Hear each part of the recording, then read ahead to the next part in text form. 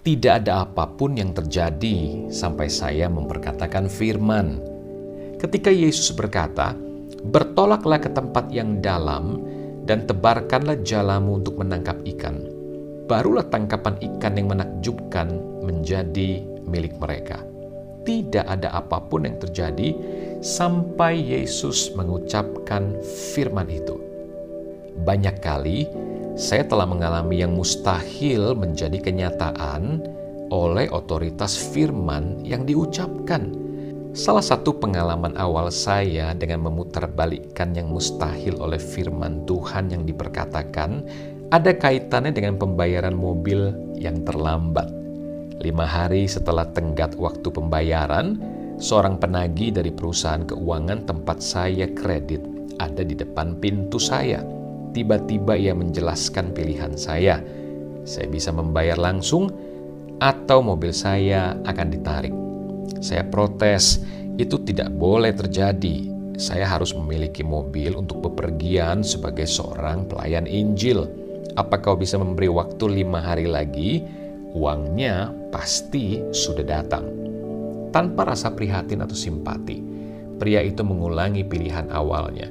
Saya dapat membayar hari ini, atau dia akan kembali lagi nanti di hari itu untuk mengambil kembali mobil saya. Berjalan menuju kendaraannya, ia meneriakkan sesuatu yang lain kepada saya. "Oh ya, saya menyarankanmu untuk mengeluarkan semua barang pribadimu dari mobil. Waktu saya kembali, saya tidak punya waktu untuk menunggu hal itu dilakukan." Saya merasakan godaan yang kuat untuk panik dan menyerah. Prinsip firman Tuhan yang diperkatakan adalah hal yang baru bagi saya pada waktu itu. Saya mempertimbangkan mengeluarkan barang-barang dari mobil saya, tetapi kemudian berkata, saya tidak akan melakukan itu. Tuhan saya akan menyediakan kebutuhan mendesak hari ini juga. Saya berjalan mondar-mandir di lorong rumah saya menegaskan, Tuhanku akan memenuhi segala kebutuhanku, seturut dengan kekayaan dan kemuliaannya di dalam Kristus Yesus. Lihatlah dalam Filipi 4 ayat 19 akan kebenaran ini. Saya terus mengulangi perkataan ini dengan iman dan penuh semangat. Setelah beberapa saat, saya merasakan ada uang di kantong saya. Itu adalah sebuah perasaan iman yang ajaib. Tentu saja tidak ada uang di sana, tetapi oleh iman belaka, saya bisa merasakan, mengimajinasikan, saya sudah memilikinya sebelum benar-benar memegangnya dan merasakannya dengan tangan saya. Setelah 1 jam lebih, itu menjadi sebuah nyanyian di hati saya. Tuhanku telah memenuhi segala kebutuhanku, seturut kekayaan dan kemuliaannya di dalam Kristus Yesus. Saya mulai tertawa, saya berteriak, hati saya dicengkram oleh kepastian firman Tuhan. Tuhanku telah memenuhi segala kebutuhanku menurut kekayaan dan kemuliaannya di dalam Kristus Yesus. Dalam alam natural, itu mustahil. Tidak ada cara untuk menjamin uang sebanyak itu dalam waktu singkat, kurang dari 1 hari. Tidak ada sanak saudara yang bisa saya pinjami uang. Saya hanya bergantung total kepada Tuhan saya yang maha mulia. Tidak lama kemudian, tindakan dan perkataan iman saya diinterupsi oleh sebuah ketukan di pintu. Saya membuka pintu dan mendapati seorang pria yang kelihatan ramah di tangga pintu saya. Ia memberitahu bahwa ia datang ke rumah saya karena menerima telegram di kantor. Ia berkata, mereka sebenarnya ingin meneleponmu, tetapi engkau tidak punya telepon.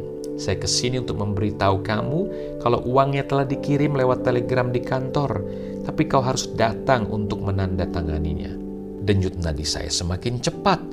Saya hampir tidak bisa menahan kegembiraan keluar dari mulut saya. Berapa jumlah uangnya? Tanya saya. Pria itu menjawab, saya tidak tahu. Saya kesini hanya untuk menyampaikan pesan. Saya sarankan Anda datang ke kantor secepat mungkin. Saya mengucapkan terima kasih kepadanya dan bersyukur kepada Tuhan karena bertindak memenuhi kebutuhan saya untuk pembayaran mobil. Dalam waktu kurang dari setengah jam, 2 orang dari perusahaan keuangan sudah ada di depan pintu saya. Sebelum mereka bisa membuka mulut, bahkan untuk mengucapkan satu kata negatif, saya dengan gembira memberitahu, "Hai teman-teman, uang kalian sudah datang." Mereka kelihatan terkejut. benarkah? Ya, saya menjelaskan uangnya tidak ada di tangan saya, tetapi sudah dikirim kepada saya lewat telegram. Saya harus pergi dan menandatanganinya.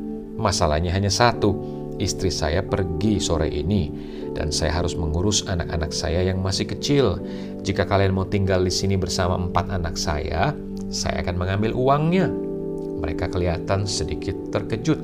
Baiklah, jika kau mau mengambil uangnya, kami akan tinggal di sini sebentar dengan anak-anakmu. Sedikit tidak biasa kami harus menjaga anak ketika menagih hutang. Tetapi jika kau bisa mendapatkan uangnya, ya, kami akan tetap berada di sini bersama anak-anakmu. Saya pergi ke kantor telegram untuk menandatangani uang misterius yang dikirim dari seseorang di suatu tempat. Saya tidak tahu sedikit pun siapa yang telah mengirimnya atau berapa banyak jumlahnya. Saya hanya tahu bahwa itu adalah penyediaan Tuhan dan akan cukup untuk membayar cicilan mobil saya hari ini. Saya membutuhkan $75 untuk pembayaran itu. Ternyata saya menerima $150. Beberapa waktu kemudian saya belajar bagaimana semua itu terjadi. Seorang laki-laki yang jauhnya lebih dari 600 mil telah mendengar suara Tuhan berkata, "Kirim Don Goset $150. Jadi dia duduk untuk menulis cek untuk mengirim surat kepada saya. Tetapi Tuhan berbicara lagi, "Jangan kirimkan cek kepadanya. Dia membutuhkan cash sekarang. Kirimkan secara cash kepadanya." Saya bersyukur kepada Tuhan untuk orang-orang yang dapat mendengar suara Tuhan dan mematuhinya. Dan pria itu telah melakukannya.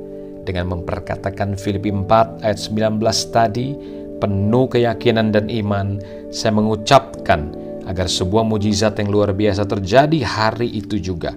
Tetapi tidak ada apapun yang terjadi, andai kata saya tidak percaya, saya ragu, saya putus asa, dan saya tidak memperkatakannya, atau saya tidak bertekun memperkatakannya sampai hal itu terjadi. Saat saya mengenang kembali hari itu, saya ingat perkataan Tuhan Yesus.